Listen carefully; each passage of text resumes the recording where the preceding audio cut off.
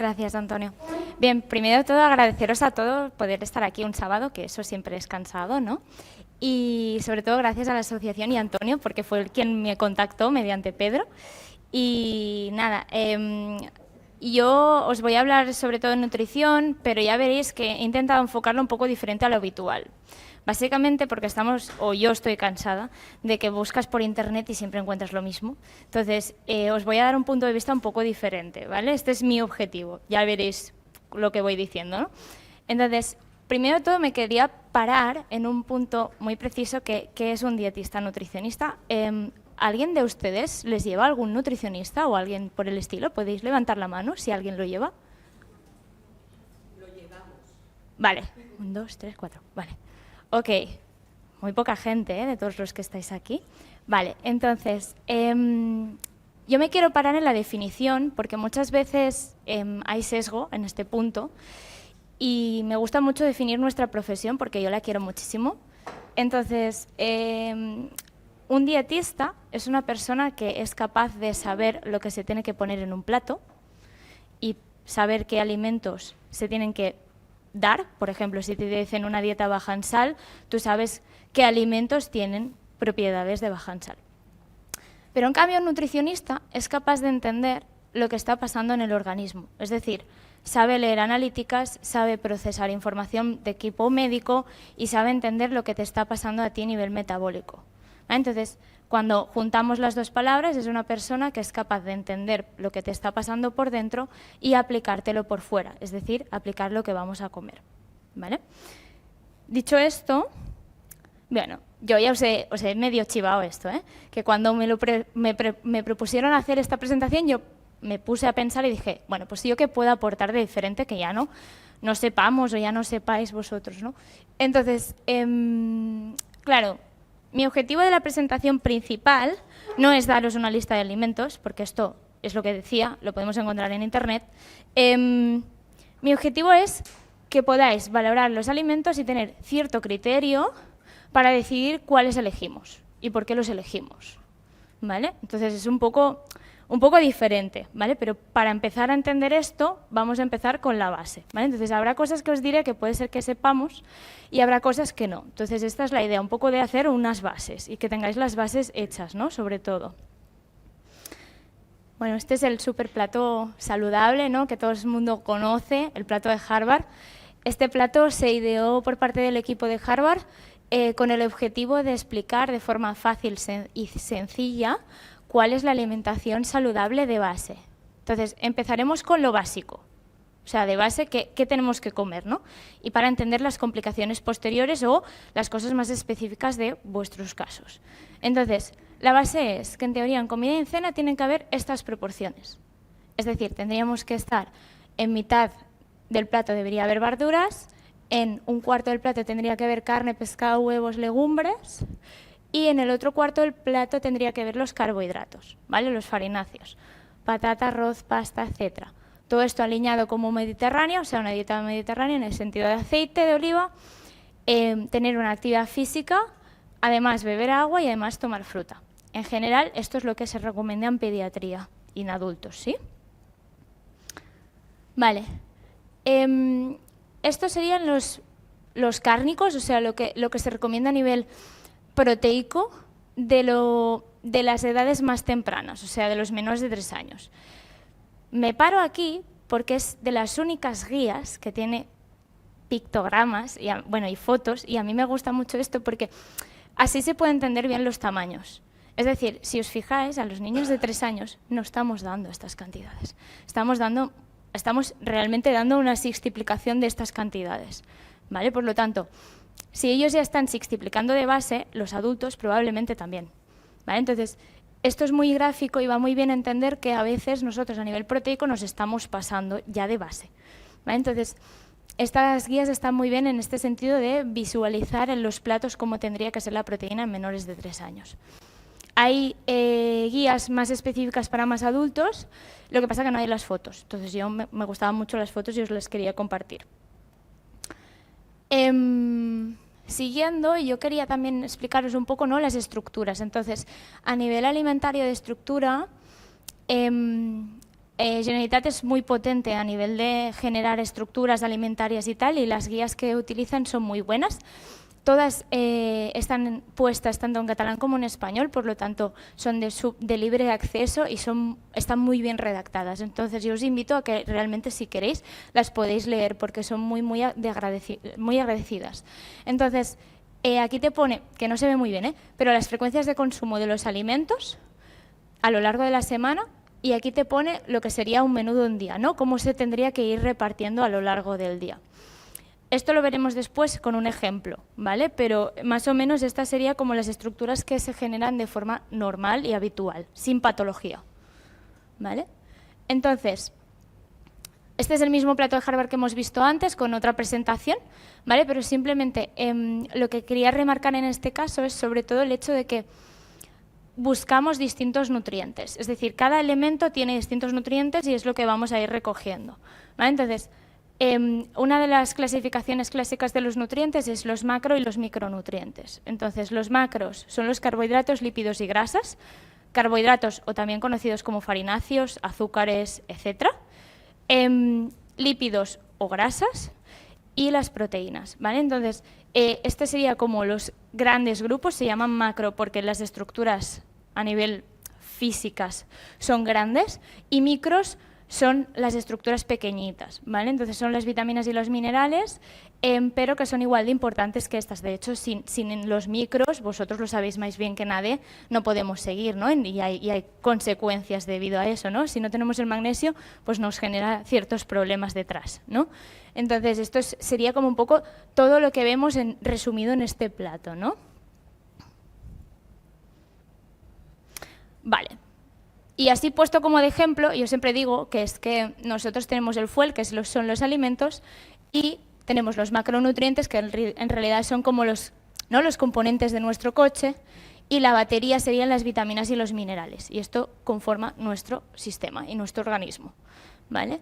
Entonces, siempre se ha dicho que somos lo que comemos. Yo personalmente no me gusta mucho esta frase y soy más partidaria de decir que somos lo que absorbemos, ¿vale? Porque básicamente si no absorbemos, realmente tenemos un problema, ¿vale? Entonces, yo me voy a poner en la parte de absorción, ¿vale? Pero ya veréis un poco cómo va. Entonces, nosotros por la boca iniciamos la digestión, ya desde el primer momento en el que masticamos y lubricamos, ¿vale? Entonces, vamos bajando, vamos degradando los alimentos por los distintos grupos de órganos y posteriormente vamos absorbiendo estos alimentos. Entonces, todo esto es importante, pero también es importante saber que también somos lo que no excretamos. Es decir, que si el riñón pierde, ¿no? Que es lo que nos pasa a veces, que el riñón va limpiando y él limpia nuestra sangre y a veces al limpiar pues no reabsorbe ciertos componentes, ¿no? Y entonces aquí tenemos un problema porque no estamos reabsorbiendo ciertos elementos que necesitamos. O sea, a veces nos olvidamos del sodio, a veces no reabsorbemos el magnesio y se queda por ahí, ¿vale? Y lo perdemos en orina. Y esto es un problema porque estamos perdiendo demasiado frente a lo que vamos absorbiendo del intestino, ¿vale? Entonces, vamos a ver. Es lo que os decía, ¿eh? Yo voy a centrarme muchísimo en cómo absorbemos. La parte del riñón, ya, ¿no? Que se encarguen nuestros nefrólogos. Pero la parte de absorción es muy importante. Entonces, hay dos elementos súper esenciales a la hora de absorber. La primera es la estructura de matriz alimentaria, es decir, cuál es el alimento que vamos a comer. Y la otra es el tracto que tenemos, o sea, nuestro sistema, ¿no? intestinal. Entonces, si empezamos por las estructuras de matriz alimentaria, hay distintas estructuras alimentarias. Yo he puesto el cereal porque es más fácil y se visualiza mejor, ¿vale? Pero lo importante es, todo alimento que sea de estructuras simples, es decir, un azúcar, una miel, ¿no? Unas estructuras muy simples, tiene una alta absorción. En cambio, los cereales blancos, todo esto, sería que nos cuesta ya más, ¿vale? O sea, todos los cereales, como más alto esté, más nos va a costar a absorber, ¿vale? Entonces, esto es simplemente que los cereales integrales en copo, o sea, si es trozo, la absorción va a ser menor, ¿vale? Básicamente porque tenemos más trabajo. Nos tenemos que imaginar que tú cuando estás comiendo, ¿verdad? Que el ejemplo más fácil es que cuando tú masticas, como más tardes a masticar, más difíciles de absorber. Normalmente funciona. ¿Vale? Entonces, si tú estás masticando una zanahoria, es que probablemente su estructura es más difícil de absorber. ¿Vale? Entonces, esto es súper importante porque dependiendo de qué elemento estemos jugando, se absorberá más rápido o menos. ¿Vale? Entonces, todas las estructuras líquidas o estructuras simples son las estructuras que se absorben más. Y las estructuras de arriba, las de fibras y estructuras complejas, son las que se absorben menos. Al final, el intestino es un músculo. Entonces, todo lo que tú comas se va a tener que degradar. Entonces, como más complejo sea, más tiempo va a tardar. Al final es como una pesa muy pesada que le cuesta muchísimo utilizarla, ¿no? Entonces, esto es muy importante tenerlo en cuenta, de qué alimento estamos hablando. Y el otro es el tracto digestivo del individuo. Se tiene que tener en cuenta qué funcionalidad tiene este intestino, si está reseccionado, si lo han cortado, si se mueve o si no se mueve. Y hay un punto súper importante que es su hábito deposicional. Es decir, si estamos constipados, estamos estreñidos, esto hará que esté más tiempo este alimento en nuestro tracto digestivo y que tenga más posibilidades de absorberse. ¿Vale? Un poco lo que también comentaba Pedro en su momento de que el magnesio es un poco un equilibrio, de que no hagamos diarreas porque si no lo perdemos, pues es lo mismo. Entonces, como más tiempo esté en el intestino, mejor se absorbe. ¿Vale? Y después, hay veces que nuestro organismo ya le detecta y detecta que tiene unas necesidades aumentadas de los macros o los micros, entonces cuando lo detecta directamente activa todo un sistema para absorber mejor, ¿vale?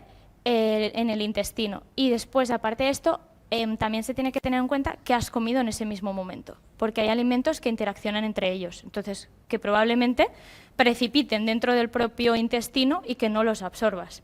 ¿Vale? Por lo tanto, esto también es importante tenerlo en cuenta. Pues todo esto nos lleva a un flujo de información que va entre que el intestino le dicen que tiene que absorber más. El hueso, ¿no? Que es como sería como nuestro órgano, entre comillas, que va diciendo, bueno, pues yo te doy de aquí o te saco de aquí, ¿no? Que normalmente el hueso es el que más juega en el papel del calcio. Y entonces el riñón va diciendo, vale, pues yo te saco esto, pero te pongo esto, y entonces es como un equilibrio entre todos los elementos que tenemos a nuestro alrededor, ¿vale? Y a nuestros órganos. Entonces, vamos a empezar con un caso de insuficiencia renal. A mí me llama el nefrólogo y me dice, te derivo a un debut. Y nosotros nos dicen, vale, pero ¿qué tipo de dieta le pongo a un paciente con insuficiencia renal? ¿Qué le pongo, no? ¿Qué sería la base? Entonces, lo más importante es individualizar. Es lo primario, ¿vale? O sea, tú no puedes hacer que todos van encasillados en el mismo etiqueta. Tú tienes una insuficiencia renal, a ti te toca bajan sodio, bajan potasio y bajan fósforo. No. O sea, esto estaría mal. ¿Sí? Entonces, para individualizar, os presento a Xavi. Él es mi compañero de viaje, siempre viene conmigo a todas las ponencias. Tiene 6 años y pesa y talla lo que veis aquí, ¿vale? Con un IMC así. Y está come de todo, ¿vale? Tiene una alimentación saludable y os he puesto, es un caso hipotético de una insuficiencia renal estadio 2. ¿Por qué? Porque vamos a empezar por base, ¿vale? Si no, podríamos hablar de otras cosas, pero no me he centrado en estadios más avanzados porque necesitamos que entendáis bien las bases. Entonces, no le he puesto medicación para hacerlo también más fácil. Entonces, este es Xavi. Xavi siempre lo analizamos y le valoramos primero en antropometría y lo miramos cómo está de peso y talla. Lo primero que le hacemos es, le cursamos un peso y una talla, le miramos cómo están, qué percentiles está y le miramos qué índices nos salen. Entonces, nos salen unos índices de completa normalidad. Los índices es una foto inmediata del momento en el que estemos. Entonces, yo veo que de peso y de talla está bien, ahora mismo, hoy, ¿vale? Pero cuando son niños, lo importante también es ver cómo va su evolutivo. Entonces, aquí nos fijamos cómo va. Si veis, por aquí el peso va estancado, después sube, después vuelve a estancar, va haciendo como, ¿no?, una S. Y de talla tengo menos información, pero la talla va subiendo. Vale, pues entonces va bien. Vamos a ver cómo sigue. Lo siguiente que miramos es su analítica. Entonces, esta es su analítica, los hemogramas, que en teoría en este punto nosotros no nos afectan, en este caso. Y aquí vemos cómo está a nivel de todos los ionogramas, ¿vale? Entonces, normalmente de los ionogramas nos fijamos muchísimo, ¿no?, en los sodios y los potasios, como ya sabéis, en el fosfato, en los magnesios también, en las proteínas y las albúminas, ¿vale? Eso no quiere decir que no miremos lo demás de la analítica, pero es lo que más nos fijamos, ¿vale? Entonces, tú te revisas todo eso y vas buscando qué tenemos que hacer en función, ¿vale? Entonces, este niño come de todo, está bien, hace una depo al día, normal, no tenemos edemas, no está hinchado, vale, está bien. Entonces, desayuna donuts con leche puleva número 3, media mañana magdalenas, comida en el comedor, se le termina y suele repetir. Merienda, bocadillo de chorizo y cena, patatas con judía verde y lomo de plancha. Y postres, yogur saborizado azucarado. Como absolutamente de todo, no tenemos dificultad de adaptación de texturas ni alimentos y no, solo tiene un rechazo que no le gusta el brócoli. Bueno. Se hidrata bien, tenemos unas bebidas azucaradas de solo Nestí y zumo al fin de semana, pero va bien. Entonces, ¿qué alimentos le vamos a recomendar?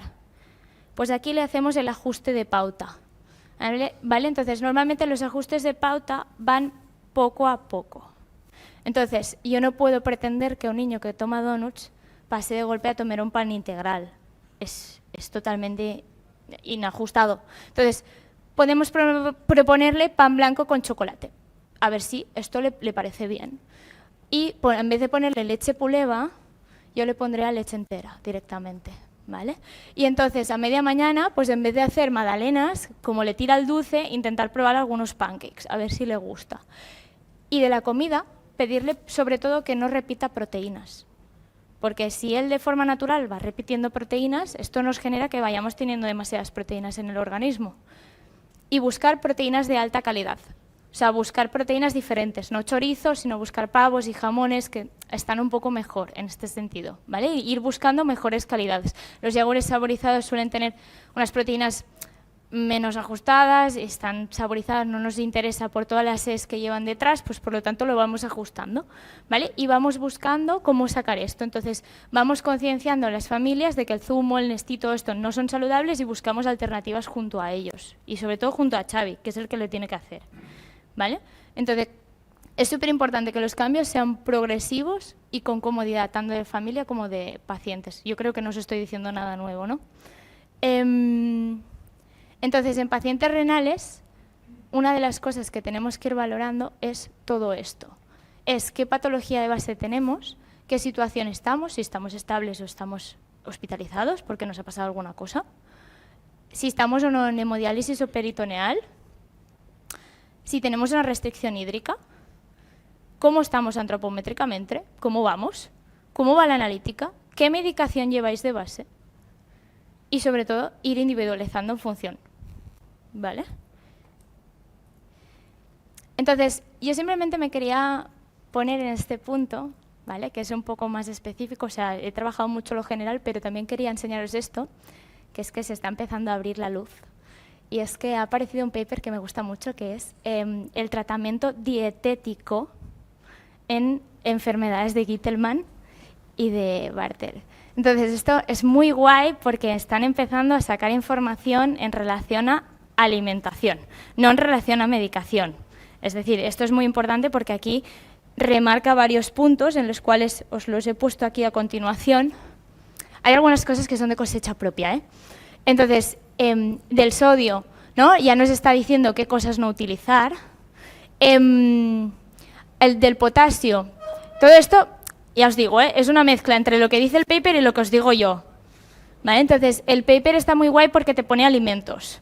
Pero yo os pongo, pues yo qué sé, del sodio, poner la sal en la cocción, porque así la matriz alimentaria se va a poner este sodio y cuando son niños muy chiquitos, la sal les molesta a veces, porque es demasiado salado, a veces, no siempre.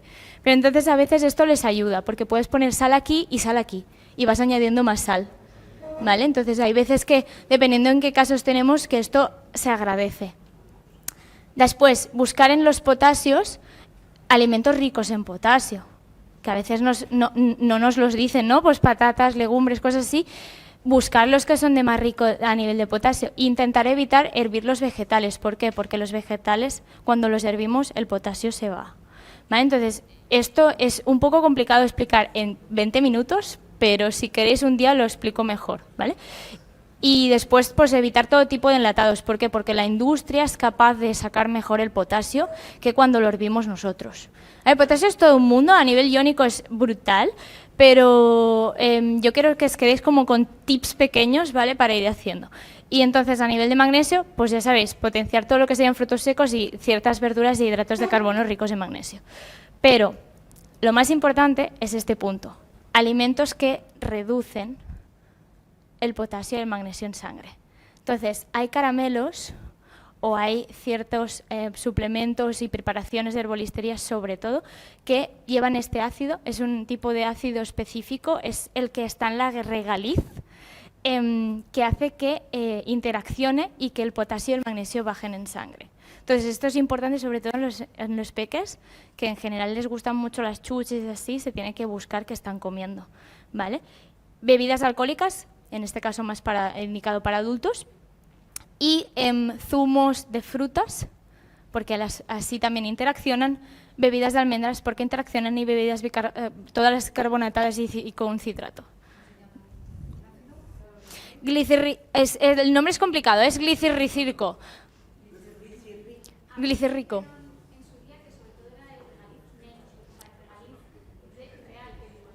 Sí, pero yo, sinceramente, como las purezas no las puedes saber, te diría que todo tipo de regaliz, por si acaso. Básicamente por temas de absorción, ¿vale? Porque tú no sabes cuánto purificado está este regaliz que te están vendiendo en la chuchería. Entonces, mejor no darle. Yo te diría, o si le das, ser consecuente y no darlo junto a elementos que te interesen, como puede ser el magnesio o así, ¿sabes? O sea, darlo como un poco por separado, para que no te interaccione tanto, ¿sí? Llama la atención la bebida de las almendras, porque justo la almendra es rica en magnesio. Claro, pero esto no quiere decir, o sea, una cosa es lo que os contaba al principio. Una cosa es la biodisponibilidad y la otra es lo que sería la matriz alimentaria. Es decir, si tú te comes almendras, ok, pues si tú tomas bebida de almendras, no, porque la biodisponibilidad cambia y también cambia en este caso las interacciones, porque normalmente te ponen otros elementos que te afectan y te interaccionan en este punto. O sea, muchas veces es por culpa de la industria, esto, no es tanto porque esté mal hecho el elemento. Correcto, este es el tema, ¿vale? O sea que, claro, es un tema de que si tú te tomas un zumo de naranja, te estás tomando 2 naranjas exprimidas y que probablemente cuando tú te tomas la naranja entera, al haber la fibra, esto hace que se absorba muchísimo más lenta y que no interaccione tanto con los otros elementos, ¿vale? Entonces, esto es súper importante tenerlo en cuenta. De hecho, este paper lo pone específicamente que es el zumo y que los otros elementos sí que se pueden utilizar, ¿vale? Entonces, esto sí que es importante. ¿Pero qué conviene más, absorción lenta o absorción rápida? Entonces, dependiendo de qué, ¿no? Supongo. Claro, depende de todo. Entonces, yo lo que te diría es, depende del ion que estés hablando y de la situación en la que estemos hablando. Entonces, en general, lo que te interesa es que se absorba bien. Entonces, tú tienes que buscar que el sodio, el potasio y el magnesio, si los tienes alterados para abajo, que se absorban bien. Entonces, lo que tenemos que buscar es que no hayan elementos alrededor que te interaccionen, ¿vale? O sea, no dar regaliz el mismo momento que estés comiendo una patata si te interesa potenciar el magnesio, ¿vale? Entonces, en el mismo momento no darlo porque te estará interaccionando en ese momento.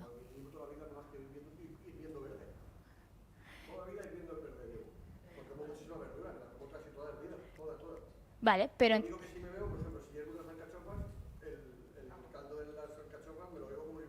Perfecto. Pues entonces, en este punto tú ya estás compensando. Es decir, el caldo sería lo importante, es lo que no puedes olvidarte. O sea, igual que el agua de cocción de la pasta, cuando la añades para que esté un poco más melosita lo que es el tomate, etcétera, también es bueno. Sí, sí. O sea, el intercambio iónico es un temazo, y no he entrado muchísimo porque es muy complicado y quería primero daros bases, ¿vale? Pero si queréis lo explicamos otro día mejor, porque el intercambio iónico es súper interesante y es muy interesante, pero se tiene que hacer con calma, porque son muchas información. Entonces, el tema integral, porque visto la gráfica de antes, los azúcares se absorben muy rápido, pero lo integral no. En ese caso, ¿qué conviene más?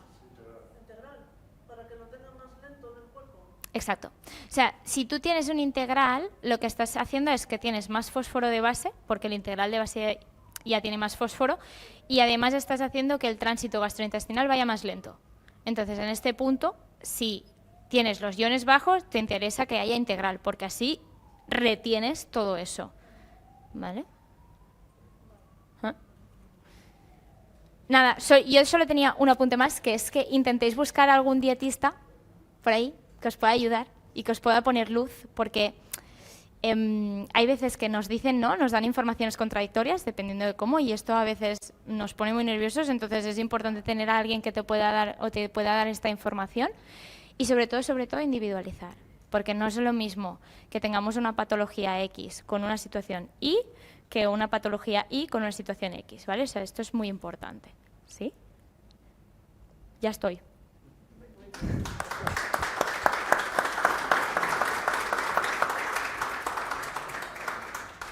Yo propongo, esta es una propuesta ahora sí en directo, propongo de que podríamos hacer, como bien dices, habría que individualizar, podríamos hacer algún webinar, si tú estás dispuesta, podemos hacer algún webinar para entrar ya más en detalle, quizá, ¿no? Oye, como bien dices, nos haces un general, una base, y quizá pues decir, oye, vamos a hacer un webinar sobre alimentación en Gitterman. Para mí estupendo, o sea, que en este punto...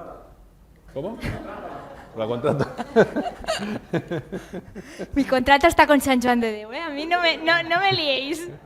Entonces, yo para mí lo que os propondría, si os parece bien, es que hagamos una encuesta de lo que os interese más, ¿no? Y a partir de aquí trabajemos esta nutrición. Entonces, la nutrición es muy amplia, os pueden salir muchísimas dudas, porque de golpe te dicen A o te dicen Z y dependiendo de quién tienes al lado. Entonces, y también depende de las analíticas que tengáis, de la evolución que vamos, ¿no? Entonces, yo escuchaba los casos vuestros que ibais comentando, claro, son casos muy diferentes, ¿no? El tuyo justamente es súper diferente al suyo, entonces son casos muy, muy diferentes y se tiene que ir valorando y ir viendo cómo van. Entonces, en función de las inquietudes que tengáis como familia o como, ¿no?, propios enfermos, valorar lo que queréis saber y decidid.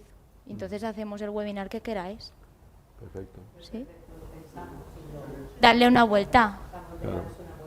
Sí. También tener un poco de literatura, si existe, para los pacientes, ¿no? Literatura, mira, yo te juro que yo antes de esta charla me estuve buscando literatura por arriba y por abajo, porque nosotros no, al final somos especialistas y siempre estamos intentando buscar más, y el único paper que encontré es el que os he enseñado.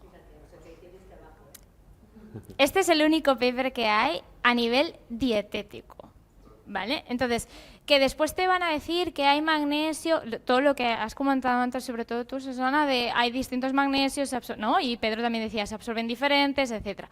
Esto es así. Pero a nivel dietético hay poca información al respecto. ¿Por qué? Porque es muy difícil. Pero es muy difícil saber por qué estás absorbiendo menos o por qué vas a absorber más o cómo va la situación. ¿Vale? Sí, poco a poco. ¿Tienes alguna pregunta para Naya? Aprovechar, ¿eh? Ahora la tenemos aquí. Yo, por ejemplo, a nivel con su enfermedad, si él, aparte de todo lo que tiene, él lo quiere enfocar a perder 5 kilillos, ¿no? ¿Cómo lo puede enfocar al tema de absorción y todo eso? En este caso, yo creo que lo importante es que seamos conscientes de cuáles son los iones que están afectados e intentar que estos iones, ¿no?, o que tengamos alimentos que sí o sí te absorban muy bien estos iones. Y a partir de aquí trabajar con reducción a nivel energético total. Pero esto realmente es más complejo, pero se puede hacer. Yo no lo veo inviable. Lo que pasa es que tienes que tener a alguien al lado que sepa mucho de riñón. O sea, que sea un nutri de riñón, porque si no, te va a descompensar. Ya de base te vas a descompensar. Eso tenlo claro. Pero entonces... Siempre que intento que he ido al dietista o me han puesto dieta o lo que sea, hablando mal, a tomar por culo magnesio y potasio, o sea, de siempre. Por eso he decidido muchas veces seguir una dieta que me haga yo más o menos a base de inteligencia artificial, en plan, hazme una dieta con tu. Claro. Porque siempre que he ido a algún sitio es que me ha producido ingresos, literalmente. Claro, es normal, porque realmente necesitas a alguien al lado que sepa muchísimo iónico. Entonces tú necesitas a alguien que sepa mucho más de riñón y la pérdida de peso, o sea, ya las sabemos todas de base, ¿vale? O sea, la formación ya te la dan, pero necesitas a alguien experto en riñón. No puedes hacer una dieta clásica de pérdida de peso. Yo tengo una pregunta. ¿Los dietistas nutricionistas expertos en riñón, o sea, no se encuentran en cualquier... No, ya lo sé. Ya lo sé. Ya lo sé. Sí, es algo muy complicado. Piensa, o sea, Antonio, pobre, rebuscó hasta que me encontró a mí, ¿vale?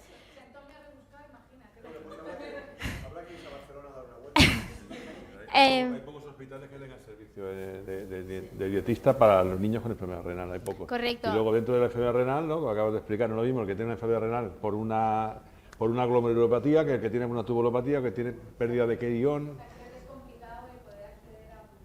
Es difícil, pero no imposible. O sea, quiero decir, no estamos donde estábamos, ¿vale? O sea, nosotras, yo desde Sant Joan de Déu, nosotros partíamos de ser 3 y actualmente somos 8, ¿vale? O sea, están cambiando las cosas. Va lento, correcto, como todo en sanidad, pero están cambiando las cosas, además.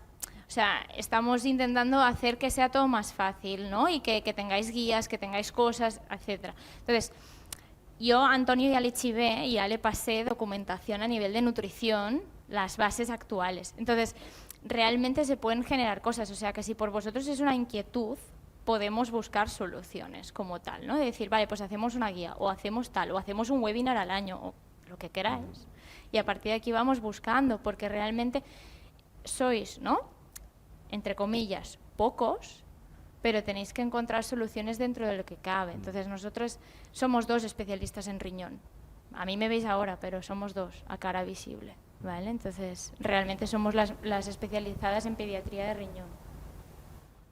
También tenemos 2 realidades muy diferentes, principalmente, hay más de 2, pero tratamos varias patologías y claro, no tiene nada que ver la necesidad que tiene un síndrome de Guillermin con el que tiene una hipomansia en familia con hipercalciuria, que los niños prácticamente no tienen limitaciones alimentarias a día de hoy, pero en embargo el Guillermin tiene otras necesidades, entonces quizá habría que diferenciar mucho, ¿no?, a la hora de aconsejar también, por eso proponía hacer un webinar solamente para un grupo o solamente para el otro, ¿no? Exacto. Yo creo que esto tiene sentido.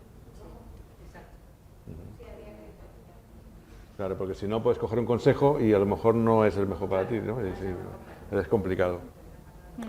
Es complicado, Pues, pero poco a poco. Claro, este es otro punto muy importante. Nosotros a nivel de vínculo trabajamos muchísimo el vínculo. O sea, yo cuando voy a ver los pacientes muchas veces me paso literal horas jugando con ellos. O sea, entonces hay muchas veces que juego con ellos, pero para que entiendan que yo soy una cara conocida y que si le digo que no tiene que comer esto, que lo haga. Entonces hay veces que nosotros a nivel pediátrico, claro, estamos más horas haciendo consultorios, porque estamos ahí a saco, pues venga, vamos a trabajar esto, sacamos esto, ponemos esto. Entonces es muy, muy complicado. Pero en el congreso, esto lo quería comentar, se me había olvidado, en el congreso de la European Society de Nefrología Pediátrica Europea, había un grupo de atención psicosocial y presentaron un tema de nutrición sobre niños y una, creo que era enfermera o nutricionista de un hospital de Londres dio una idea que habían puesto en práctica ellos, que era con los niños hacer talleres de cocina para que aprendieran a cocinarse ellos y que fuera la madre o el padre que le dijera, sino que ellos solo vamos a hacer un taller de cocina con los nutrientes que sabéis que tenéis que comer y crearles cultura de alimentación sana para su patología. Si un niño con enfermedad renal se va a tener que alimentar de manera adecuada toda la vida, ¿no? La idea me pareció muy buena, la verdad. Nosotros estábamos pendientes de hacer como pequeñas cápsulas de vídeos, porque realmente no tenemos tiempo, ¿no?, ni el sistema de soporte económico para tener toda la parte alimentaria, ni el cocinero ahí presente, claro. Pero sí que estábamos pensando hacer cápsulas, entonces estamos en ello. ¿Vale? Pero son procesos lentos, entonces tenemos que ir haciendo procesos lentos, pero cada vez está más enfocado y estamos haciendo más cosas a nivel de esto. ¿Se ha conectado alguien? Admitir. Vale. Muy bien, muchísimas gracias, Nada. Laia.